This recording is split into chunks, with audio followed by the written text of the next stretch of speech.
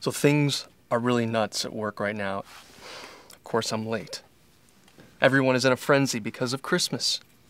Strangely, I'm calmer than I've ever been at this time of year. And all that has been happening within me, first the depression, then the restlessness and the questioning, and all that hope she's brought into my life. It's all got me thinking a little bit differently about Christmas. I remember way back that text that Kate, my sister, had sent me right after the Black Friday fiasco about something brand new. It's bursting out. And I feel like that's finally happening. I started reading a part of the Bible called Isaiah just because Kate said that's a good place to go. And I'm not sure if I'll keep reading it. I mean, it's pretty confusing. It's just one of those books.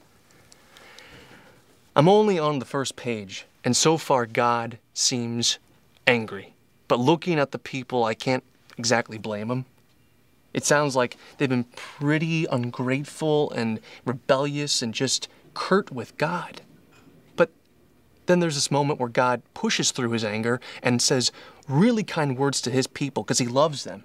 He says that he'll take away the horrible things they've done and give them the best land to live and eat from. And he even mentions making something white as wool. I'm not sure if that means that whole lamb thing again, but that could be a connection. Kate said that a lot of Isaiah's words are prophecies that are fulfilled in the coming of Jesus. She said that he talks in graphic detail about Jesus coming as a man hundreds of years before he did. She even said that there are sections that describe his death in vivid detail. What? Hundreds of years before he even came. Now, if this is true, that is nothing short of incredible.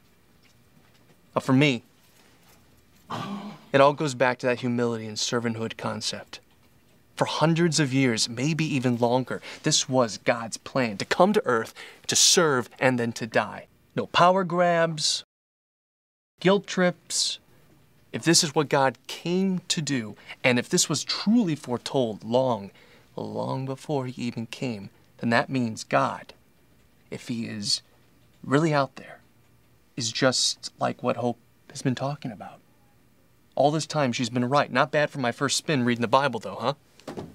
Still, if I try to read more of it, if I really get into the Bible, I'm sure I'm going to look for that part that's a little more understandable.